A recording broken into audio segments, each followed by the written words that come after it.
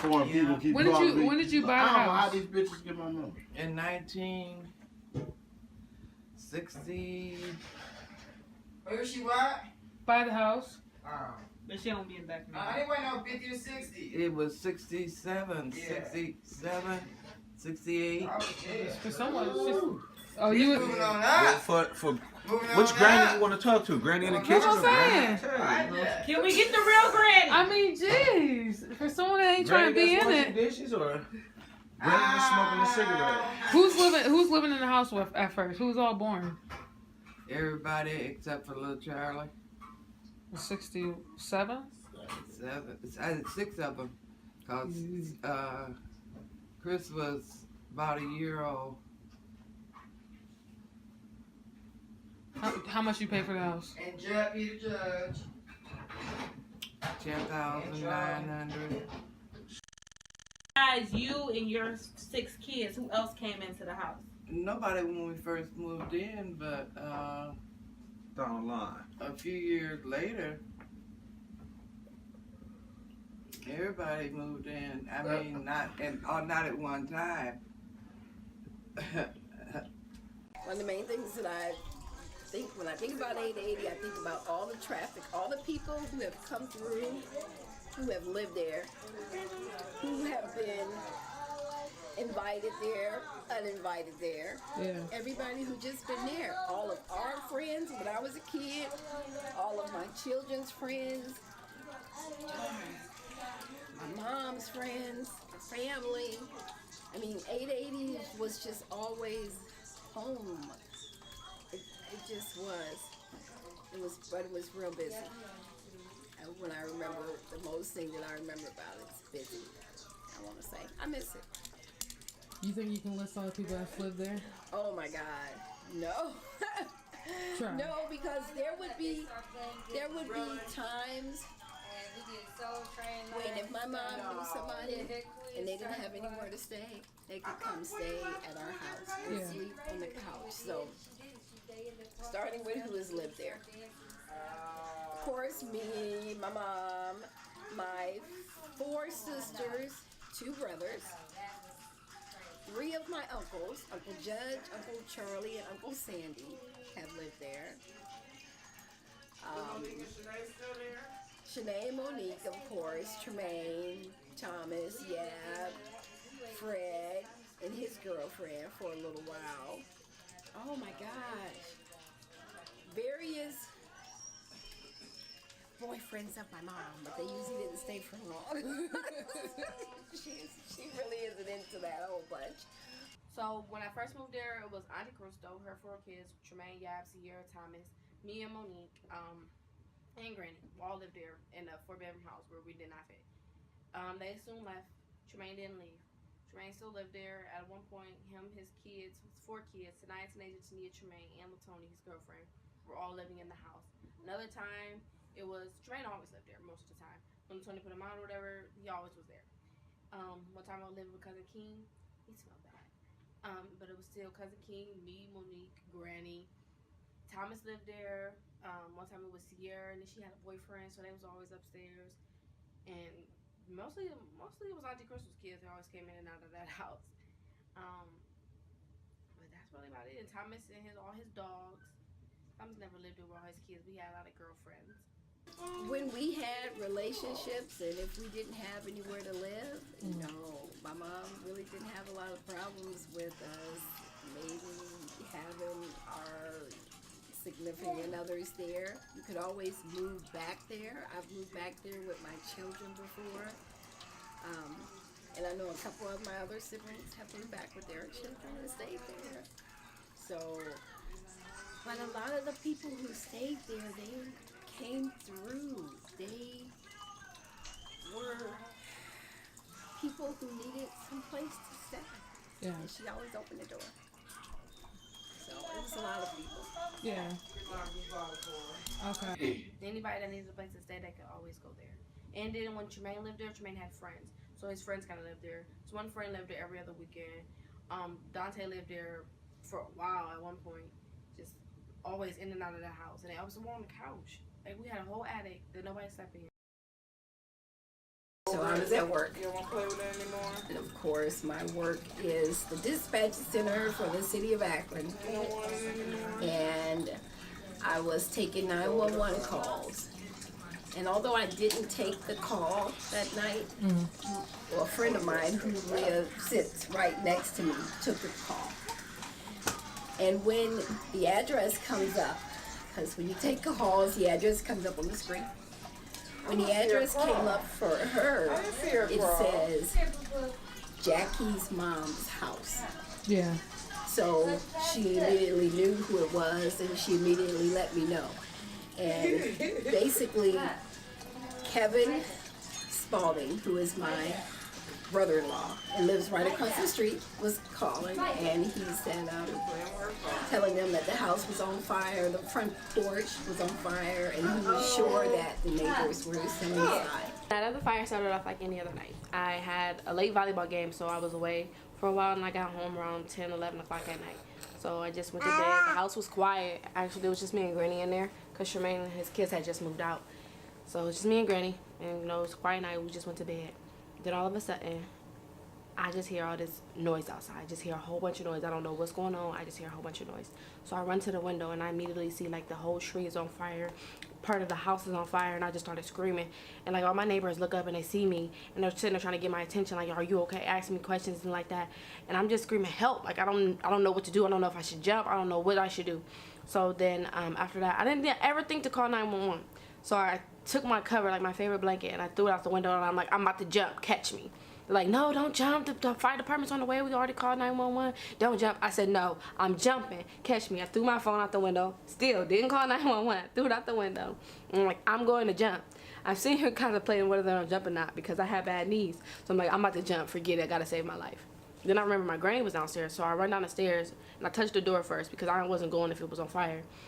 And I open the door and I'm screaming for my granny, but as soon as I open the door, I just a gust of smoke just all in my face. I can barely see. I can't see. I can't breathe. I can't nothing. And I'm sitting here trying to scream for my granny, but I don't hear her. So I run back upstairs and I run back to the window and I'm like, look, I'm jumping. Like I think it was Kevin from across the street, Kevin Spalding, and I'm like, I'm going to jump. I'm jumping. And they were like, no, don't jump, don't jump. And then next thing I know, I see the fire department, and then I'm like, I'm right here, I'm all out the window and everything like that. And they come up the thing. As soon as they put the ladder up there, the guy's not even on the ladder. I'm sitting here trying to crawl down the ladder. And they're like, no, wait, you gotta turn around. So they get up there fast and they help me down. And I get down and I'm just like, I can't cry, I can't nothing. I'm just like, I'm afraid, but I'm not really showing no emotion, and I'm just looking around. I just see all these people panicking, but I just keep seeing my house is on fire, and I'm like, my granny's in there. My granny's in that room over there, and I'm sitting here pointing to all the fire department, trying to tell them what room she's in. And they go up, but they go through my room. I'm like, no, she's not on this side, she's on the other side. And I'm sitting there just screaming. Then they rush me into the ambulance, and they're like, well, we gotta check you out, and we gotta do this, we gotta do that. And I'm like, no, I'm fine, whatever. I just want my mom. Like, can somebody get my mom for me? Next thing you know, I hear this banging on the door, and it's my mom. And I'm just sitting there like, I'm fine. Like, they got this thing over my nose, and I'm like, like, they asking me questions like, are you okay? Can you breathe? And I can breathe, I'm fine. Just like, where's my granny at? Up out of my seat. I told my supervisor I need to leave now. I got in my car, and I drove there. Oh my goodness. When I got there, She gonna be walking house soon, girl. was almost fully engulfed. I couldn't even come in one end of the street because of all the fire engines and stuff that were there. So I had to come in from the other end, which means I had to run all the way down the street to get to the house. Oh my gosh, I can almost remember it like it was yesterday. I had to run down the street, and basically all I could do was just stand there. Kevin was still there. Some of the neighbors were outside because, you know, everybody knows that house and my mom. Somewhere along the way, I called my siblings, and I don't even remember when or how I let them know. But when I started to get close to the house, they were bringing my mother out the door. The next thing I know, all I see is somebody else come to the door. They holding my grandma, and she's not moving, she's not breathing, she's not nothing. Like limp, What time they gonna leave for the airport? a rag down, and he was carrying her to the ambulance. Just like, they just lay her in the same ambulance that I'm in, and I move out the way, and they just lay her down. I'm just sitting there watching, cause like she's not doing nothing. And I ran over, and they were trying to tell me to stay back, and I was like, nope, because this is my mom. And then they were like, she's not breathing, and they got her in the truck, and they were working on her and working on her. See, in Vegas, when you wait, you can go Part of me and play a machine. needed to leave because I wanted to know where. I knew that my niece was in the house. I knew Sinead was in the house, and I didn't know if anybody else could be in the house, because any given day, anybody could be in that house. So we didn't know who else may be in there, because they were asking me, was somebody else in there? And I said, my niece is in the attic. She sleeps in the attic. But I was worried about my mom, because they were trying to get her to breathe. She wasn't breathing. And then she didn't look burnt, but she looked dark from all the smoke and stuff from the house. Oh my gosh, it was such a horrible moment. And then somewhere in there, I remember Crystal came and Johan came, and people just started coming down the street, and everybody started showing up. And I remember them saying she was breathing. So, but I don't know how long it was, because everything was happening so fast. She was not breathing. She was dead. And it was just so horrific. So then, once she was okay, and they had to leave, because they had to get her to the hospital, and I asked them where they were going, and they had to leave, then I could kind of focus back on the house. I'm not knowing what's going on. My mom's sitting there panicking, looking, and they just keep talking to me. And I remember riding in the ambulance, and it was just a quiet ride all the way to the hospital. Get to the hospital, and I don't want to be there. They ask me all these questions. They check me. I'm fine. Then our doctor clocked out, so we just sitting there waiting and wondering what's going on. I don't even know how they got Sinead out. I think she might have had to jump out the window, out of the attic. I don't even remember how they got her out of the house. All I know is that the house just went up. It was old anyway. It just burned, and it burned, and it kept on burning. It was just bad, real bad. So, the focus after then was to kind of get to the hospital and see what was going on with my mom. So we had to leave there and go, and a lot of it from there is kind of like a blur, because I remember going to the hospital, but the in-betweens of how we got where and what we did and how we called everybody for everybody to get, I don't even remember. It was so much that happened that night. And then it was gone. I mean, it was gone. It was like, it was just gone.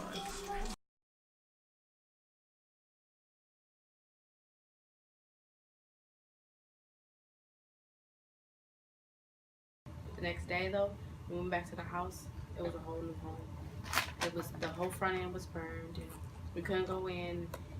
The fire department was still kind of around the area, and my family was all over the place, but it was just a whole new place to see. The tree was burned down, the house was burned down. It wasn't blue anymore, it was completely black. And just listening to my neighbors talk to me, and everybody came up and asked me if I was okay. I wasn't really okay, but I didn't really say much at all. I didn't know what to say, I didn't know how to feel, I couldn't cry, couldn't anything. My whole childhood, my whole life was wrapped up in that house in a way, and it was just gone. And it's just like, my grandma lost so much from that house. I didn't lose as much because my room was in the attic, so a lot of my stuff was able to be salvaged, but my grandma's whole entire life was in that house. She lived there for over 40 years, and she lost everything. I had to completely start over, and didn't have anything to start with, anything. And it was just, I just didn't know what to say. I was so speechless, and sometimes even still thinking about it, it's just like I still don't know how to talk about it. It's just kind of a silent, sad moment. When it comes to that house, it's just, I don't really know how to feel anymore. It's just a bad memory now.